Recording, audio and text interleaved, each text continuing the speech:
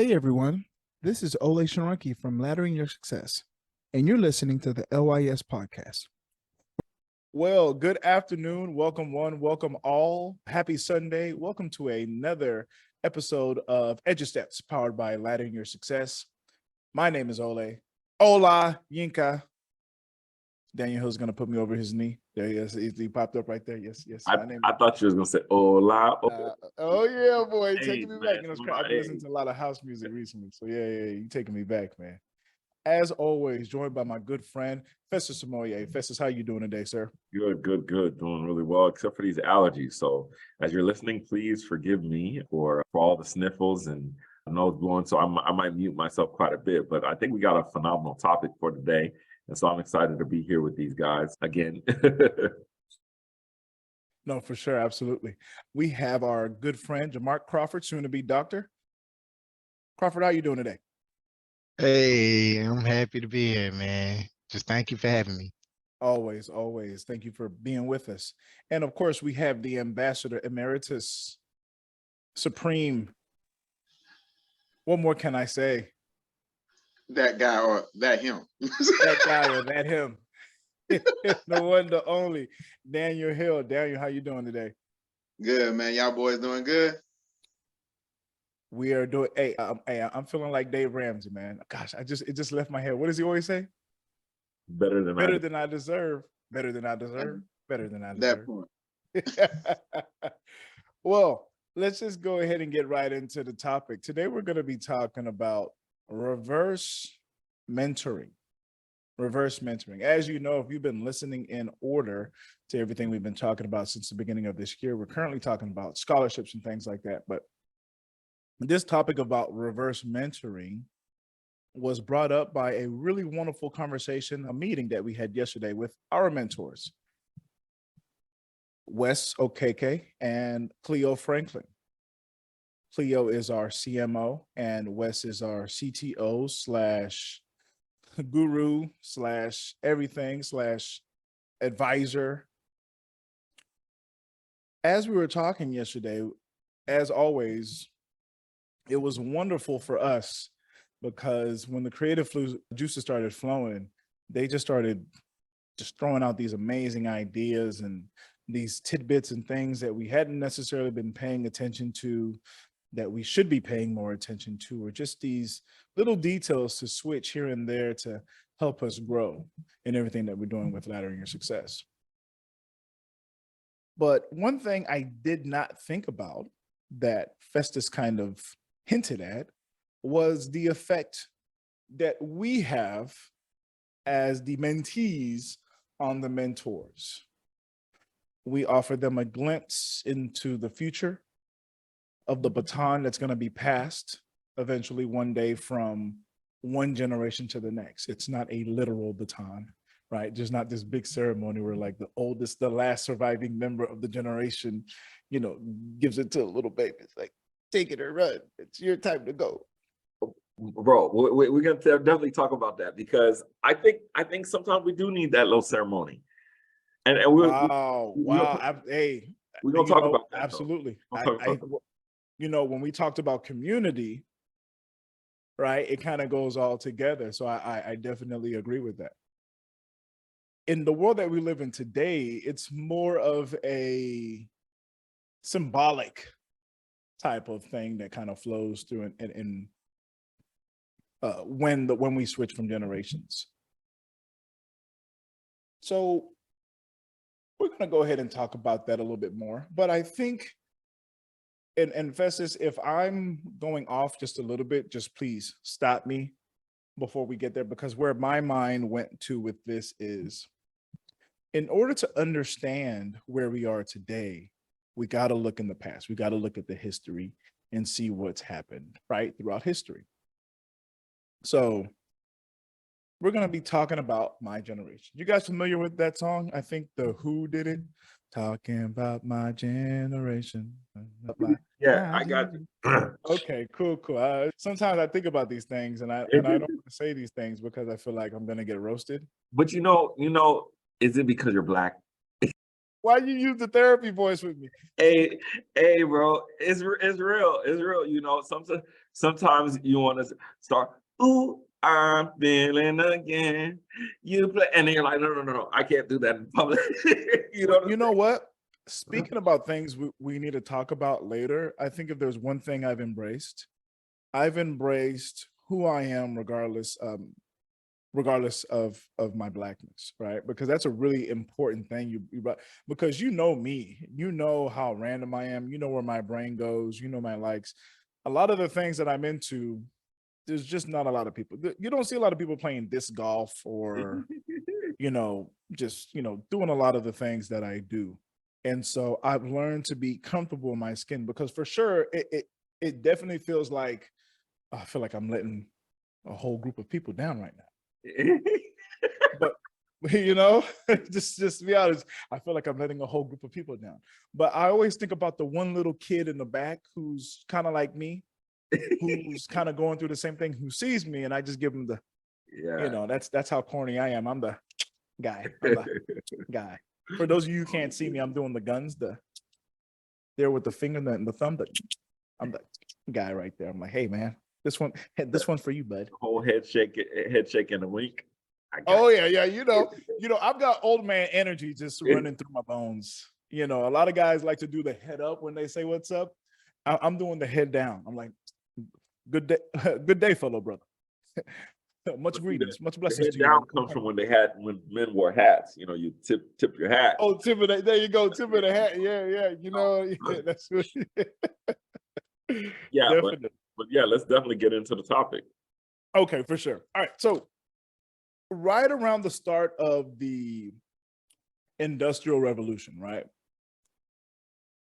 That's where a lot of generations were starting to be developed and understood and described, right? Because the Industrial Revolution was such a major thing. I think if you're enjoying your laptop, cell phone, iPad, the ability to just clap your hands or just wiggle your fingers through your phone and see exactly what's inside of your fridge while you're in your living room or anything like that.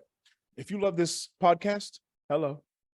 You can thank the Industrial Revolution for that, right? This was kind of like the evolution of man, where he's like no longer having that curvature in the spine and it's kind of standing upright, right? We're understanding how to build things en masse, gather people en masse.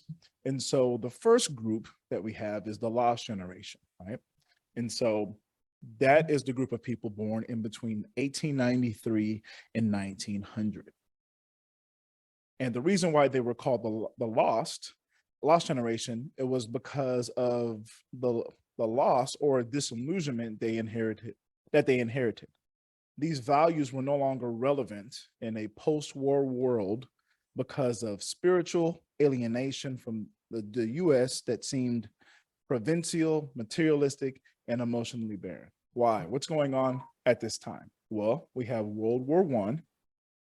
We have the mass production of the Model T, right? Henry Ford and the Model T, prohibition, and women's right to vote.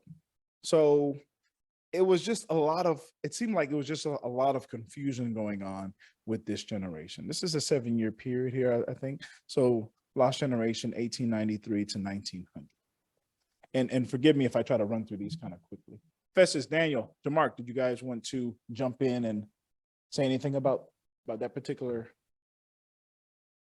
generation? Because we're going to be going up to Gen X. And then we can go a little bit deeper because we have to get into well, I think we definitely can blend some of this into Gen Z, but I think it's interesting because one thing, I'm all about patterns, and we talk about that in the LYS book is you look for the patterns. And it's interesting because even as we're talking about this right now, about this lost generation, you'll see certain elements of the lost generation, even in our generation as millennials, and even in Gen Z to a certain degree, right? And if you look at it, what are some things that have come directly or are directly linked and correlated to some of these things? World War I, right? Oh, what do we have? We have Afghanistan. We have Operation Enduring Freedom with Iraq, right? Like a lot of wars happening, right?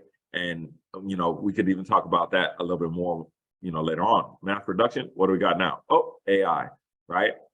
And electric cars, right? Prohibition, what are we talking about now? Oh, legalizing marijuana, right? Oh, we're still talking about women's rights to vote, or just general people. So it's funny how certain elements from the past come forward, and it's just like you said before. If we don't know history, right, we don't know any of this stuff that has happened in the past. So we're just like, we need a new thingamajig, and it's like, how did they deal with this 50 years ago? What were some of the groups that came up? So what were some of the ideas that came up? Yeah, it's interesting because just like you said, if you look at your past, you can kind of see your future. So that's my only comments right now. Beautiful, beautiful, wonderful. I wasn't even thinking about that, but that's so awesome. I think even more so as we go a little bit further here. So let's talk about this next one. Next one we're talking about is the greatest generation. All right. And that's about a 23-year period from 1901 to 1924. When I say the 23-year period, I'm talking about people that were born in between 1901 and 1924. Right. So what did they deal with? They dealt with the Great Depression. The New Deal. Right. So remember, after the Great Depression, or I can't remember if it was at or during or closer to the end, where FDR started to drop, that's basically the start of the Social Security Administration. Correct. The Public Works Administration, all these different organizations and groups to just build the country back up again, right? We have World War II, we have Pearl Harbor, right? Let's talk about the greatest generation. Why are they known as the greatest generation? Well, they're known for their strong work ethic. They're known for their high morals, their sense of duty. Get this, they avoided divorce and debt. Hello. They developed the modern American infrastructure, and they also gave rise to the suburban middle class, right? So there's a lot going on there. Key thing to also note here, the majority of those born in the greatest generation were religious, and there was an increase in education attainment at this time. And I know for reference, when I was younger, or even sometimes I just remember in certain places, it would either be on TV or just in person, there was a certain reverence that you had for folks that were around at this time. And I can't remember, I think it was a TV show I was watching where someone was like, you better show me my respect. I'm from the greatest generation, something like that. And it's like the certain era, even those born there was like, yeah, we know what we did. We know what we went through, right? And so I just think that's really unique there. Yeah, that's pretty unique there. You guys have anything you want to jump in on that one with? Like I said, I'm just going through these rules. Yeah, no, man. I'm just to me, reflect on the patterns, right? Start seeing the patterns that are there. Yep. Hey, LYS fam, it's Olay. Thanks so much for listening to LYS. I just wanted to take a quick moment to talk to the parents. That's right, mom and dad. Parents, prepare your child for their best educational fit after high school with our comprehensive LYS Parents Guidebook. Our helpful guide includes a range of activities designed to help you better understand your child's unique gifts and abilities. Additionally, we provide valuable insights into the student loan debt crisis and offer practical tips on how to avoid accumulating large amounts of debt. Our ebook also includes a wealth of information on scholarships, grants, and payment exemptions that can help guide your child towards a bright and successful future. With our expert guidance, you can rest assured that your child is well prepared to make informed decisions about their education and career path. Don't let your child's future be in jeopardy. Invest in their future today by downloading the LYS Parents Guidebook. Simply go to lys.com/parents to get your copy today. Now let's get back to the show, because it's some good topics. So next up, we have the silent generation, right? And this is groups of people born between 1925 and 1945. What were the major events for the silent generation? Well, we had the Korean War, we had the space race and the moon landing, we had McCarthyism, and we had the Cold War, right? Now get this about this silent generation. The reason why they were called the silent generation is because they were known for not going against the system. There was an increase in employment rates that was higher than the greatest generation or in the boomer generation. At this time, men and women's role were traditional. Women usually stayed at home. And women also had kids at younger ages. Men stayed at their jobs their entire career. At this time, divorce and children out of wedlock were considered taboo. All right. Famous person born in this generation? Joe Byron. Joe Byron, your president. What you say, go Brandon? No, I'm joking. I'm joking. Oh, man. Golly. So that's a solid generation. And like you were saying before, thinking about the patterns there, you kind of think about where we are now, divorce. And for my notes, I put baby mamas, but I put baby mamas because that's child out of wedlock. That was how I would remember. That seems to be the norm now. And people are completely like justified in their reasoning as to, why they got divorced. There's a restaurant not too far from me.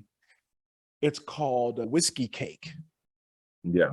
And one of their marketing things is like, birthdays, celebrations, divorces. And I was like, huh? I went back and looked at it. I was like, what, divorces? We celebrating divorces now? People getting cakes for them now. People get cakes. They have like bachelorette parties, like re-bachelorette parties, like you're back to being a bachelorette or something, or back to being a bachelor. Hey, that's, look, man. No, it's wild. It's wild. Yeah, it's pretty cool. So a couple things on this, I would say, I think we're starting to see some of these different elements again that are brought out about today. A lot of people don't know why there's a North Korea and a South Korea. It's the Korean War. A lot of people don't know why there's a Korean War and then a space race. Correct. What was in Korea that they trying to, Correct. And computer chips and Singapore and Taiwan, like all these things we're talking about today, a lot of people do not know that there's a lot of history back there. And literally literally our generation is seeing what these people grew up with play out and is clueless about it. So literally now the axis of evil that once existed is brought back again, right? Because we did not learn from our past. And it's just interesting because just like you're talking about space race, now you got Starlink, Elon Musk, Falcon 9, McCarthyism. Dang, that sounds it's like back. Sounds a lot like getting canceled, right? Yep. Blackballing people and putting people on certain lists so they can't get jobs, can't go to restaurants. Sounds a lot like getting canceled. So, and then the whole Cold War thing. I mean, literally look at what's happening. And if you go look up the whole Cold War and who was it between, and they were placing nuclear weapons where, and you had all these spy things, and now you're seeing spy balloons. you're saying, well, what happened? You know what I mean? It ain't us, the average Joe citizen, who's doing this. But yeah, let's continue. Yeah, it definitely ain't us. I think the coolest thing about, I'm so fascinated by Google Earth. I was going down the list and I was like, Cold War. I was like, ooh, it's getting a little chilly. It's getting a little chilly. It's getting a little cold down there. Get a little cold down there. Want to get your sweater? Get your sweater. That's a joke. Sorry. All right. So next one, baby boomers. I think we're all familiar with the baby boomers. If I'm not mistaken, I think all of our parents here must have been baby boomers. If not baby boomers, or maybe the one after this. So baby boomers were born between 1946 and 1964. Let's talk about what baby boomers went through, what they saw in their lifetime. The Vietnam War and the protests against the Vietnam War, or for. I think they usually talk about those against, but I'm pretty sure there were some for. Watergate and Nixon resignation and President Nixon resigning. Woodstock, the Summer of Love. Those two, I think, could have been together, right? Woodstock, Summer of Love. JFK, John F. Kennedy, Martin Luther King Jr., and Robert Kennedy assassinations all happened at this time. I think those all happened in the 60s. Those may have all happened within a 5-year period, but I think between 63, was it 63 and 68 or something like that? I'm not sure. But yeah. Also put in there Malcolm X, and TV becomes mainstream in homes. So there's a lot going on right now. And if you ever listen to those who are from that era, from that generation, or those who documented secondary, first primary sources, right? I mean, just listening to what was going on at that time, it just sounded insane. Hey, LYS fam, it's Olay once again. You know, these days, many families are busy, but want personalized attention. We at Laddering Your Success understand this dilemma and have created a unique approach to help guide you and your child with personal development tools to build a life of purpose. This intimate approach is helpful for those parents that feel the need to have a focused heart-to-heart conversation deciding on the next steps after high school. We provide individual post-secondary planning, virtual customized college and career counseling, and scholarship guidance and planning. Our one-on-one sessions are tailored to each individual student to maximize their potential in the post-secondary realm. With our guidance, your child will be able to make their dreams a reality. Don't wait. Simply go to lys.com/parents to get your copy today. Now let's get back to business on this podcast. All right. So let's start to hear the characteristics of this particular group. Real quick. I'm so sorry, Festus, go ahead. And I was going to say, now that we have YouTube, it's very easy to go find primary sources. So true. Right? So just literally go YouTube these speeches. I think that's one of the big things now is like, now history is literally at our fingertips. All the information's at our fingertips to where you don't have to sit around anymore and say, oh, well, I didn't know that, or they didn't teach me in school, or okay, if they didn't teach you, now that you know you don't know, go and do the research, right? And hear it straight from the horse's mouth.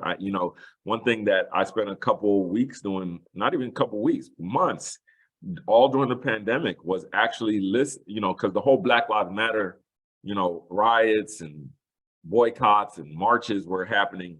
And for me, I really wanted to try to understand, like, okay, what is really happening? So I went to go try to look at historically these first primary sources, and I learned a lot. So I don't want to get into that right now. So Olay, you want to continue, please? Thank you. No, absolutely, for sure. So what do we know about this group? Like we said, they questioned authority. Get this, they dealt with great social, cultural change in America. Guess what's happening during this time? Civil rights, the Vietnam War, sex revolution, rock and roll. At this time, premarital sex and divorce became more common. There were also more women in the workplace. Now, one of the key things to note here is many boomers became successful adults who had a more positive view of traditional institutions and authority. So this is like where my matrix mind, or what do you mean, like scenes from the Matrix come into play, or my Matrix references, where the very last Matrix, well, not the one that just came out like a year or two ago, but the third one, where Neo ended up turning into Agent Smith.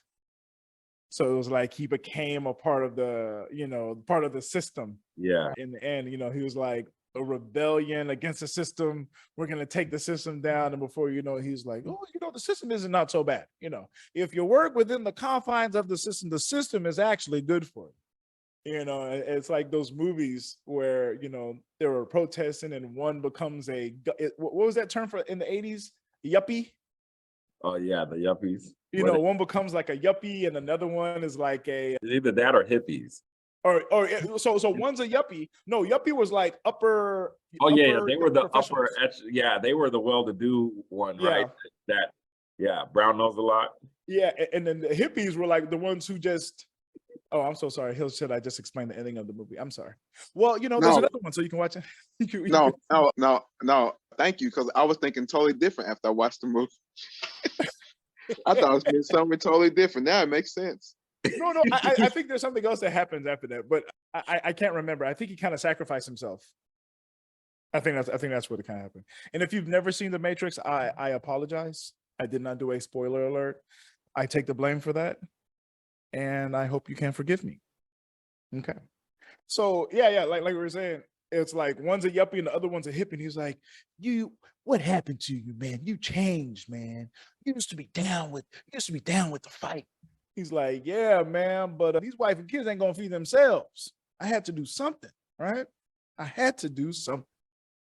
So, all right. So that's what we got for that one up to baby boomers. Now, I do have some more. Let me jump into this. You guys are. I'm looking at the time. We're gonna jump real quick because I want to get to at least us. Yeah. Let's at least get to us. Yeah. What's after baby boomers? Millennials. Those are groups of people born between 1981 and 1996. What were our defining events? 9/11. The election of Barack Obama. The Great Recession. Rise of global internet. Okay. So in 2016, millennials surpassed boomers to be the largest living generation. We are the largest living generation. We're running the game right now. All right. We top dog out here in these streets while our knees still have some sort of tendon strength.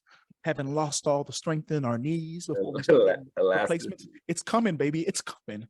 All the fish oil ain't gonna stop it. All right. It just is what it is. All right. We show a greater aversion to labels and institutions compared to previous generations. We are less likely to identify with a political party. We're less likely to marry. We're less likely to join the military, Festus, or identify with a religion. They are known for being more optimistic than cynical and are 3 times as likely not to be married. Why do they have to underline it like that, though? I'm reading off of this thing. Why they have to underline it like that? All right, anyways. What website is that? No. I'm like, just so you know, brother, you are. And this is compared to the silent generation at the same age. Millennial women are twice as likely to be in the workforce as women from the silent generation. It also became much more common for millennials to identify as LGBTQ compared to those in previous generations. And it also became more common for millennials to continue living at home between the ages of 25 and 35. Millennials' parents tended to be fairly involved in their lives and to praise their achievements. All right. So I could go to Z quickly. You guys think we got time to go into that? Or yeah, let's go to Z. Let's go to Z. All right, let's go to Z real quick. Gen Z. I really think this is going to. I'm sorry, say it again. I was going to say, I think this is going to end up being 2 parts because I think this is such a rich topic, especially right now. Because I got a whole soapbox I'm about to hop on pretty soon. Oh, we waiting on it. Oh, no worries, man. No worries. I got my violin in the back, bro. All right. So Gen Z, this is a generation born between 1997 and 2012. God bless them. Let's go, because I'm just looking at their defining events. Their defining events are COVID, Me Too movement, George Floyd and racial justice protests, the overturning of Roe v. Wade, the election of Donald J. Trump, Brexit, and the Supreme Court ruling on same-sex marriage. All right, so what is this?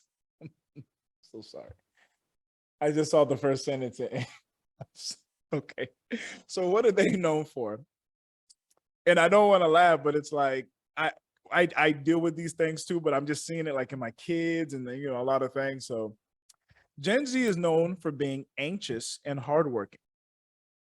Some think they'll end up being the most entrepreneurial generation. They've grown up in a world where everyone has a smartphone, a Black president was elected, and same-sex marriage is a constitutional right. Gen Z tends to see morality as relative. That's very key. I'm going to say that one more time. Gen Z tends to see morality as relative. They are growing up in a far more diverse world than previous generations, both when it comes to race and gender identity. According to a Gallup poll in 2022, 20.8% of Gen Z identifies as a member of the LGBTQ plus community, an increase in 18 percentage points over the baby boomers, right? So we pretty much hit it all the way up to like the generation that's here right now. I think they're called Generation Alpha, if I'm not mistaken. Wow. Or something like that, which I love these names. I love how these names come about. They all sound like Air Force plane ships to me now. They do, don't they? I think really quick, I think the next generation should be called Concorde. Just But Festus, go ahead, man. You were ready to jump into this, so I'm gonna let you take it. Yeah. I mean, I love this topic. I love even just how it came about. And the reality is like one of the things that we're seeing happening today is the passing of generations, but we're not seeing the passing of the baton. So if you think about major life events, they are usually marked by some type of ceremony, right?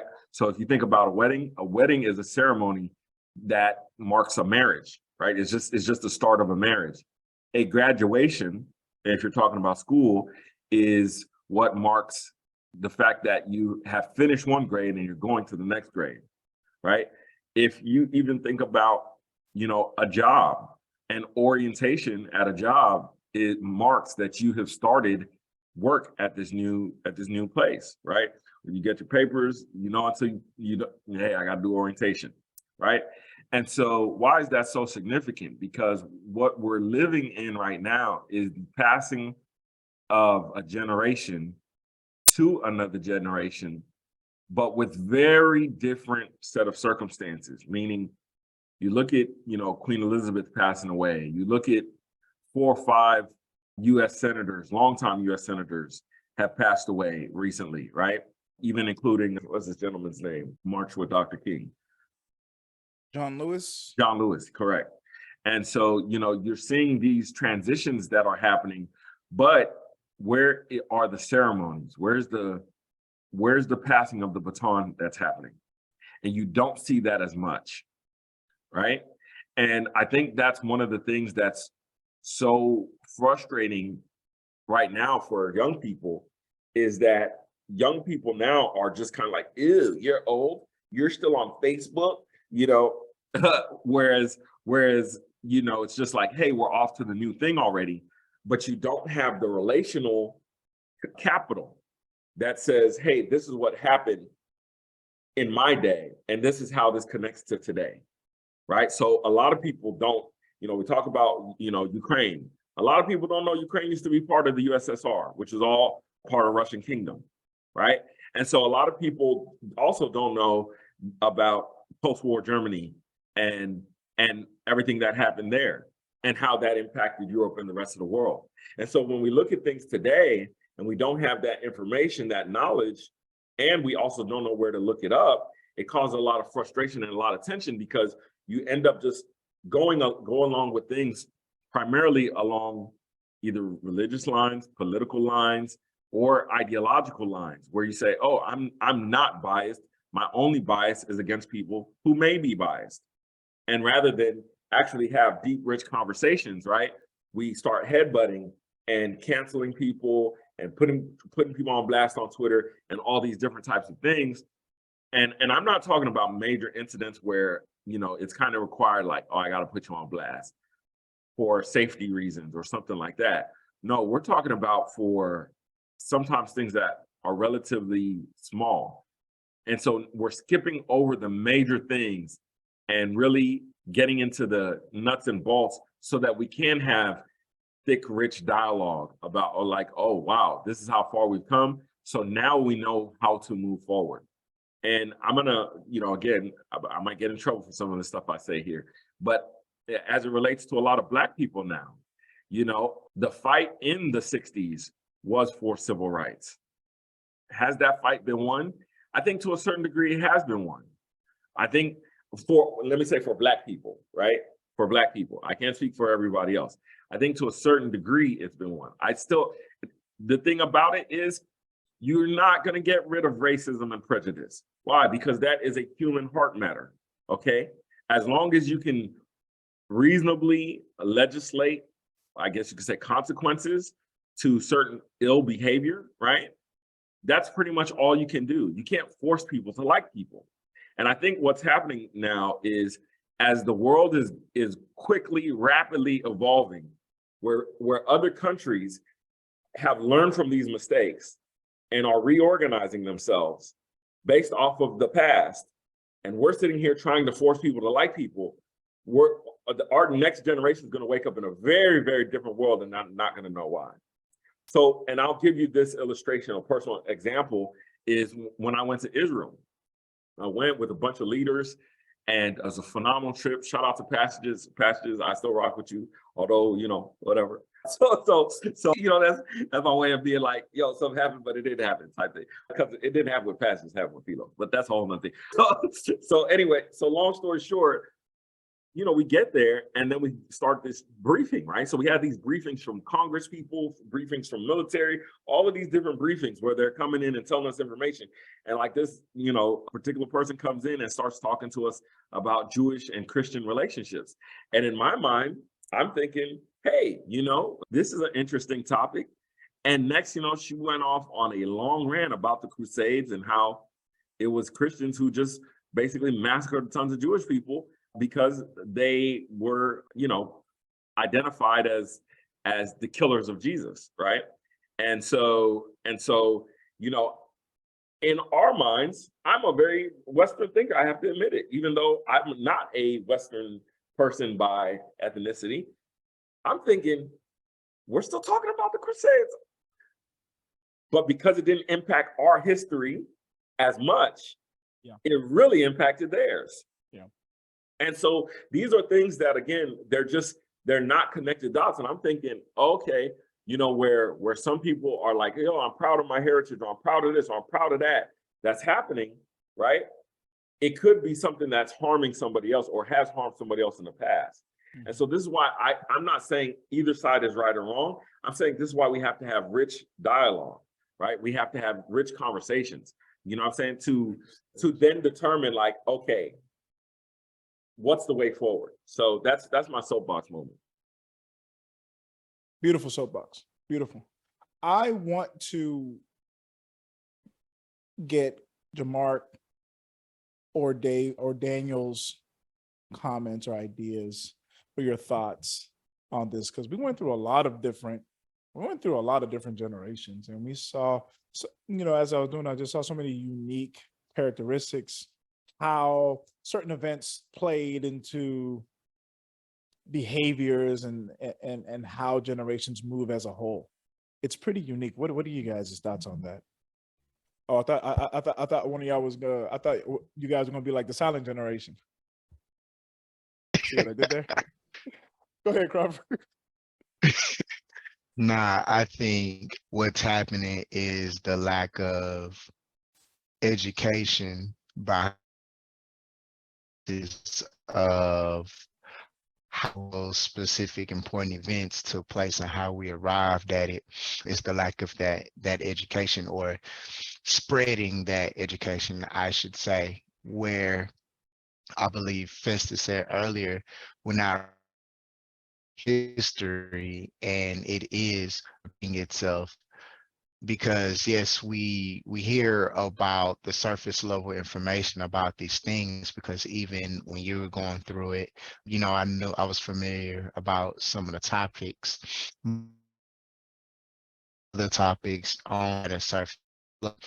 And I realized that by doing like my research, the effects of certain events have, and it's a trickle down effect on other generations. And it was very, very, very, came across that information. It was like, wow, history truly has an effect, and many people don't even know this. And so it definitely leads us to make the same mistakes and And one of those things in what we deal with now is I feel like we've here to where easily manipulated through things that are information that is fed to us through media, especially if we don't do our own research and educate ourselves so that we can make informed decisions and pass that. Shrunk, I believe you muted. I'm so sorry. You went out there a little bit when you were talking about passing down to the next generation. Do you remember that last part you mentioned? Oh, you said I went out? Yeah. Oh, I was just saying, hey, I don't remember why I left off. Oh, no worries. No worries. My If it bad. comes back, just jump in. If it comes back, just jump in, because what you said was so profound. I was just taking notes as you were talking. Ambassador, if you do have a chance to come down from your throne and just bless us real quick with I actually have a few seconds. No, man, what y'all been talking about is major, man. I like the part where you said your own morality.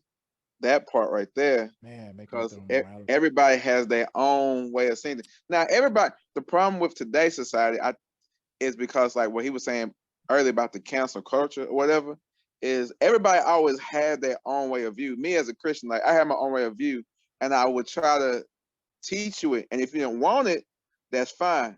I just keep going. Now the way people are doing stuff, if you don't want it, okay, well now I hate you, so I have to cancel you. So now if we don't have the same moral way of thinking, it's like, okay, I have to try to crush your life. It's like, no. We've always thought our own way, had our own personal opinions, but people could actually talk about it. Now there's no talking. It's just straight. You know what? Matter of fact, now there's not even explaining. Because if you ask somebody to help you understand, they get mad at you even for asking about how to understand. I bet, like, if you ask them, like, if somebody asked me any type of question, I'm like, okay, well, no, they would ask me something. I'm like, you know what? I don't get it. I will find it. And the reason is you actually are stupid and whatever. Like, bro, how am I stupid for not understanding? Your parents You ain't teach me right. That's why you don't get it. Yeah, that's it. That's it right there. That's it right there, Fizz. It's like, bro. That. Yeah. Seen that It's in real like, life. bro. What? I know, it's like, bro, all this stuff just came out this year. And and y'all can't even tell me what y'all even know. Like the simple basic stuff, like, okay, what does that mean? What it means is if you was, bro, you don't even know what it means. You can't explain it. And that's the reason people are so mad now, is because they can't explain what they try and do. So they piss off. It's just like kids in school. They're not mad because I'm teaching them. They just, like, if a kid come in class and just angry, it ain't my fault. He actually mad because he don't know how to do the work, so he's over acting out. So it's just like them. They come in and don't know how to actually show the work, so they just mad at us for it. They just frustrated. Yeah, frustrated. But if you teach me, maybe I can understand. Now, some stuff I don't want to understand. I ain't gonna lie, because some stuff don't make no sense these days. These people crazy seeing. But no, man, that right there is interesting. I love it. You know, I'm reminded of a scene from a movie with my favorite actor. I think he's my favorite actor. He probably is. Roman J. Israel, Denzel Washington. When he walked into this, he's gone to the embassy.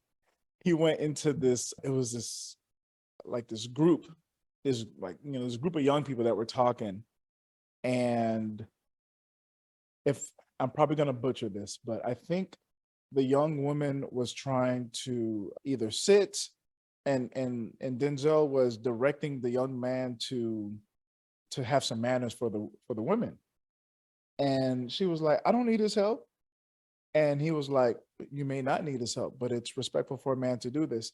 And you could see it right there, the battle between the generations right there. This is someone who grew up in a generation where, there was a lot of chivalry and, you wanted to show respect and, to women and just certain little things that you would do.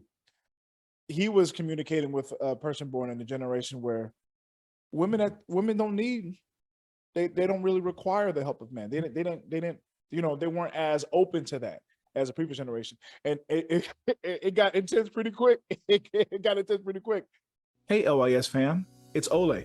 Just wanted to take a quick break to let you know that even though the cost of college can be daunting, the LYS Scholarship Guide ebook can assist you in realizing your dreams. You can identify and apply for scholarships using the information, advice, and resources in our comprehensive guide. Also, we've provided a template for a successful scholarship essay to help you stand out from the crowd. Don't allow student loan debt to control you. Get your copy of the LYS Scholarship Guide ebook right away to take charge of your destiny. Simply go to lys.com/parents to get your copy today. Now let's get back to that fire conversation. But, that's just what I thought about as we were talking.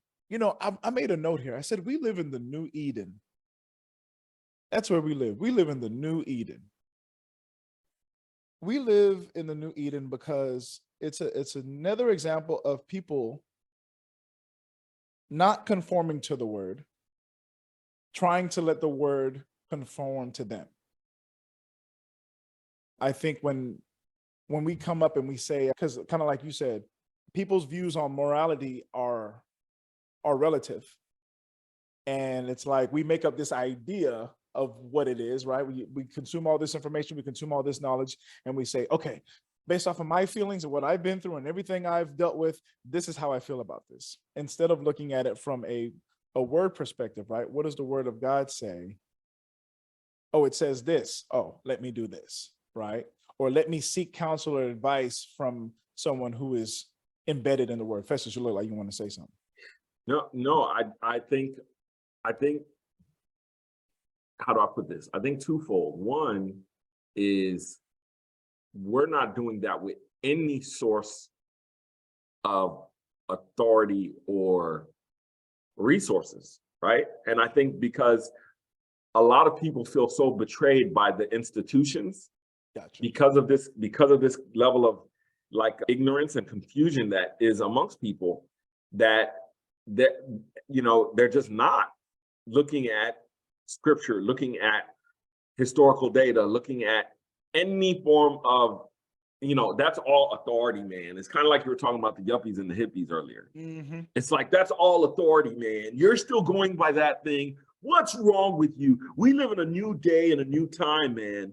And it goes to what Daniel was saying, where it's like, okay, explain to me, like a lot of people, and this is my thing, I'm gonna, obviously I'm gonna get myself in trouble. It's like, okay, if you have a supposed progressive idea, whatever the progress is, I don't care what the progress is, explain how we progress from that and use some kind of data to support your points.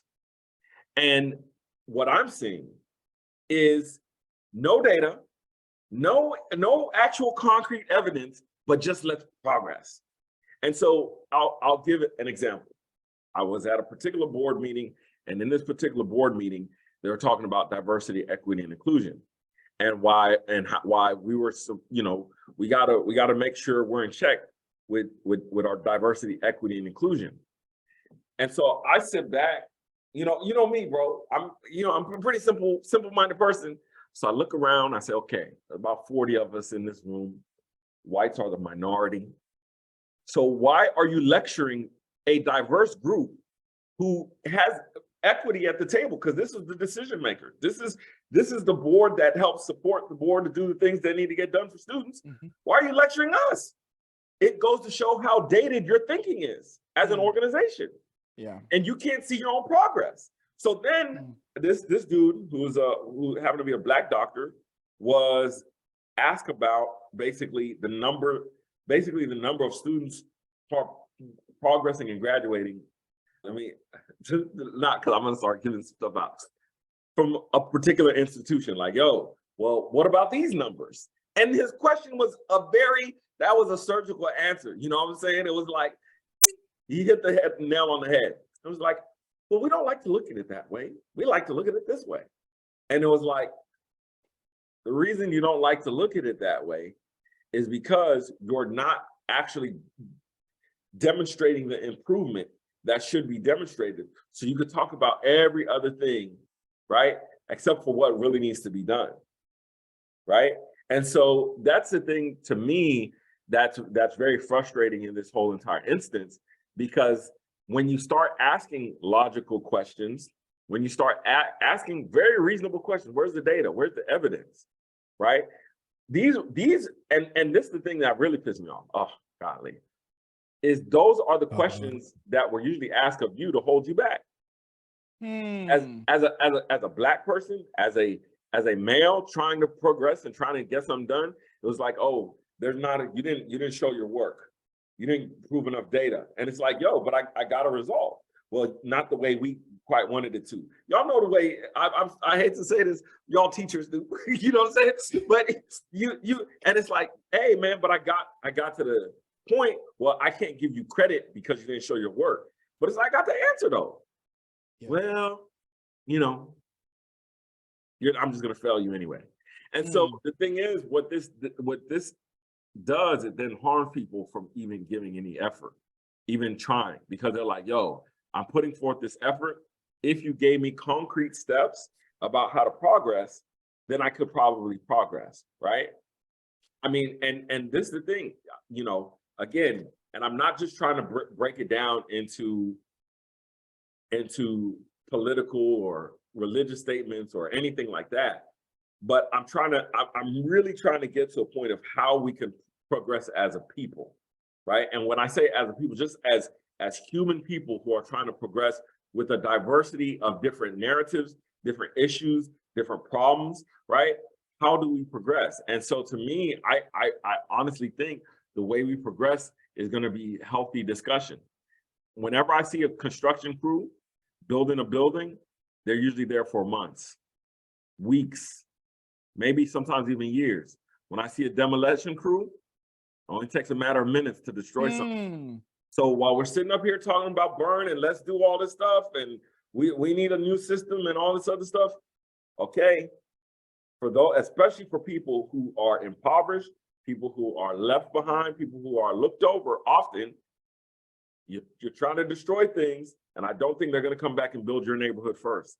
Just being honest, right? So, you know, that's my little soapbox. I'm sorry that somebody's feelings are hurt. Here's your tissue through the screen. Oh, I put boogers on that one. Savage. Savage. Hey, new podcast idea. Savage Steps. Savage Steps by Festus. Number rock music in the back. Festus. You know what I'm talking? You know what grinds my gears? Are you gonna take over for Alex Jones? Is that you trying to tell me something? No. He out there.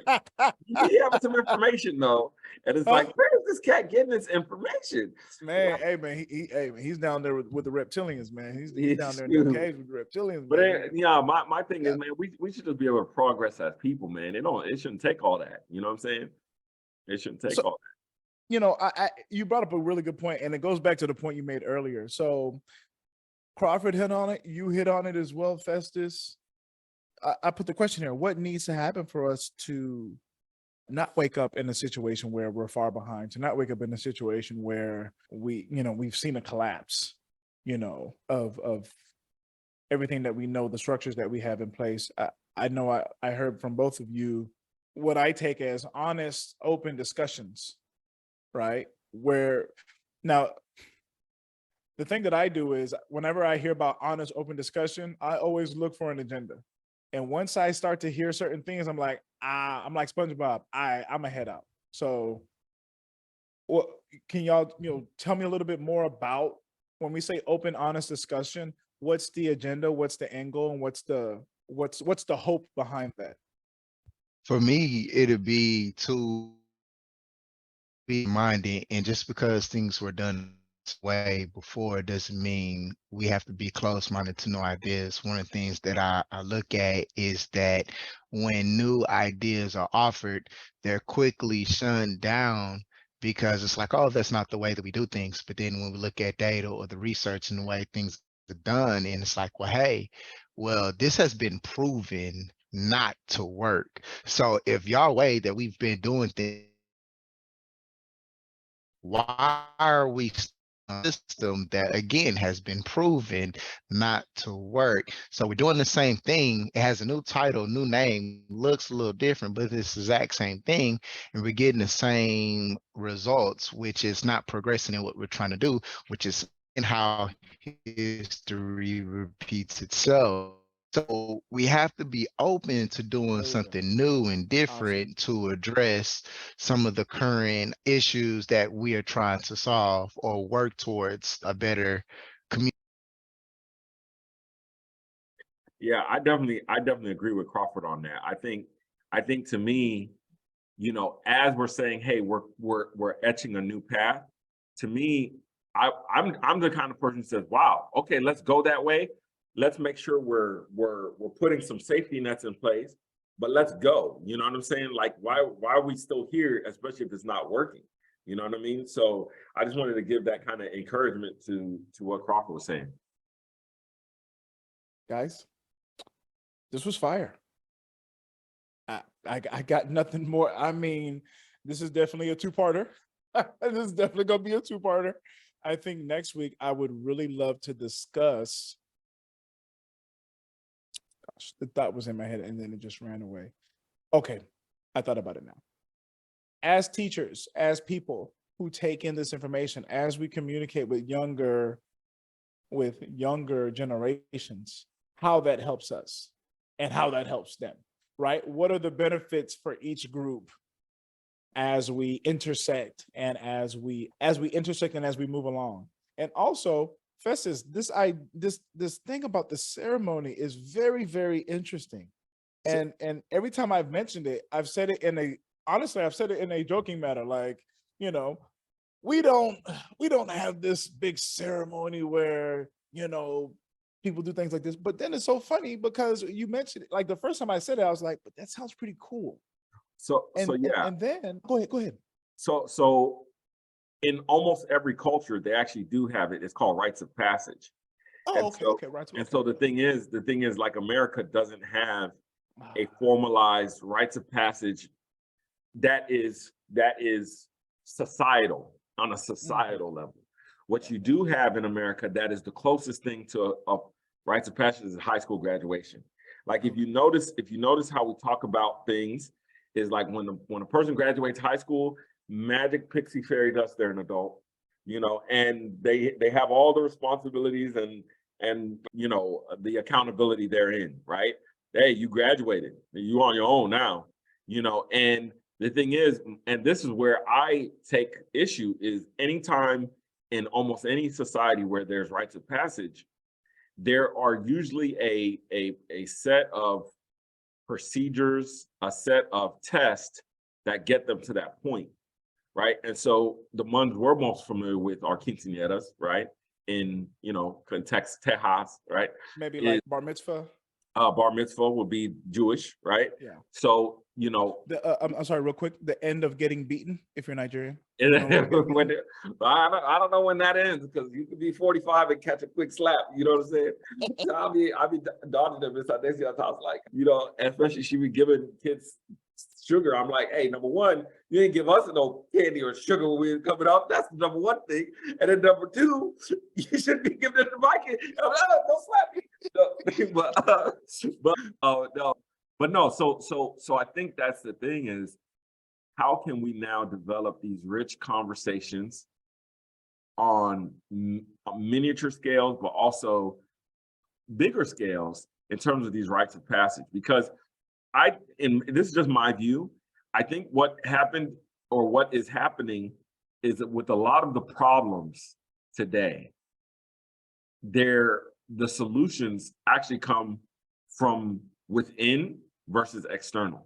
A lot of the social unrest, a lot of those different types of things, people are going to have to start looking at themselves in the mirror to say, okay, again, kind of like what Daniel was saying, you know, somebody coming in and asking you, well, why are you doing it this way? Or why is this happening?